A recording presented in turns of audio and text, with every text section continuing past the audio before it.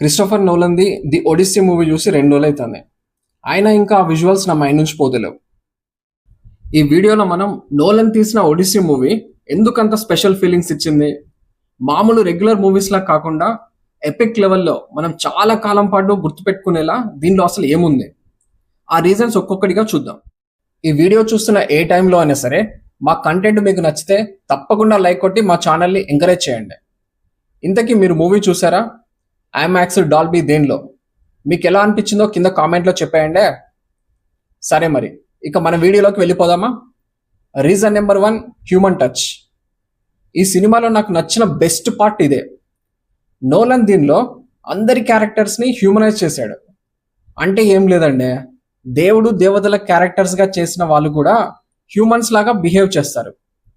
Cersei character దీనికి best example. అలాగే జెండయా play చేసిన అథీనా దేవత క్యారెక్టర్ అయితే ట్రాయ్లో చనిపోయిన ఒక అమ్మాయి రూపంలో ఒడిషియస్కి ఇల్యూజన్ లాగా కనిపిస్తుంది. ఎక్కడ కూడా ఒక దేవత తనను గైడ్ చేస్తున్నట్లు చూపించరు. ఇది కూడా చాలా ఆసమ్ అనిపించింది నాకైతే. Reason number 2, no visual effects. ఇది నోలన్ యొక్క ట్రేడ్ మార్క్. దాదాపు అన్ని ఎఫెక్ట్స్ ప్రాక్టికల్గానే చేయించడం నోలన్ సినిమాలో రిపీట్ అవుతున్న విషయం. ఈ సినిమాలో కూడా సముద్రంలో సుడిగుండం, సైక్లాప్స్గా ప్లే చేసిన ఒంటికన్ను రాక్షసుడు, భారీ ఆకారంలో ఉండే సైనికులు, ఇలా అన్నింటినీ కూడా ప్రాక్టికల్గానే ఎఫెక్ట్స్ని అచీవ్ చేశారు. నాకు నచ్చిన బెస్ట్ ఎఫెక్ట్ అయితే ఒంటికన్ను రాక్షసుడు. ఆ టోటల్ 15 minutes ఎపిసోడ్ ఒక రియల్ గుహలో ఆర్టిఫిషియల్గా తయారు చేసిన డమ్మీ పీస్తో అద్భుతంగా తీశారు. నాకైతే హర్రర్ సినిమా చూసిన ఫీలింగ్ వచ్చింది ఆ టైంలో. Next reason number 3, great acting. Main character చేసిన మ్యాట్ డామన్, వైఫ్ పెనలోపీగా చేసిన అన్నా హ్యాత్వే, విలన్గా చేసిన రాబర్ట్ ప్యాటిన్సన్, వీళ్ళు వాళ్ళ కెరియర్లోనే బెస్ట్ పెర్ఫార్మెన్స్ ఇచ్చారు.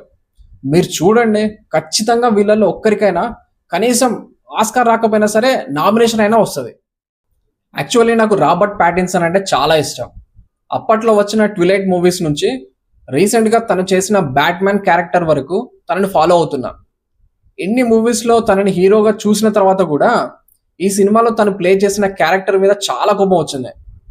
దాని మీనింగ్ తను ఆ క్యారెక్టర్లో జీవించాడు అని చెప్పి. So next reason number 4, the Nolan touch. Christopher Nolan అంటేనే మనకు గుర్తుకొచ్చేది టైం. ఎస్, ఈ సినిమాలో కూడా నోలన్ టైంని చాలా బాగా యూజ్ చేసుకున్నాడు. Inter cuts, back and fourth వెళ్ళడం, డిఫరెంట్ పర్సన్స్ పర్స్పెక్టివ్ నుంచి స్టోరీని ఎక్స్ప్లెయిన్ చేయడం, లాస్ట్కి వచ్చేసరికి మనకు ఒక ఫుల్ సర్కిల్ చూసిన ఫీలింగ్ వస్తుంది.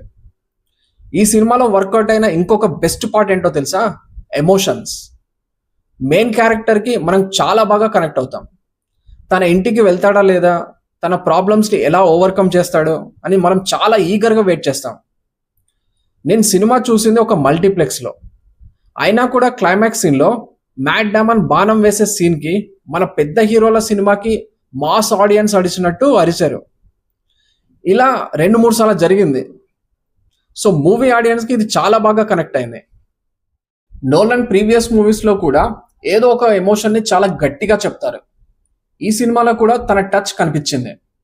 ఒక మైథలాజికల్ కథని నోలన్ తనదైన స్టైల్లో ఎపిక్ లెవెల్లో తీసిన ఈ సినిమా ఇప్పటి వరకు తను తీసిన వాటిలో ది బెస్ట్ వర్క్ నా ప్రకారంగా.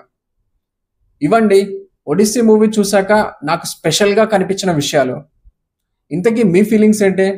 కింద కామెంట్స్లో చెప్పేయండి. నా ఎక్స్ప్లెనేషన్ కనుక మీకు నచ్చితే మా ఛానల్ని తప్పకుండా సబ్స్క్రైబ్ చేసుకోండి. మూవీస్ ఇష్టపడే మీకు ఫ్రెండ్స్, ఫ్యామిలీ మెంబర్స్కి మా ఛానల్ని రికమెండ్ చేయండి.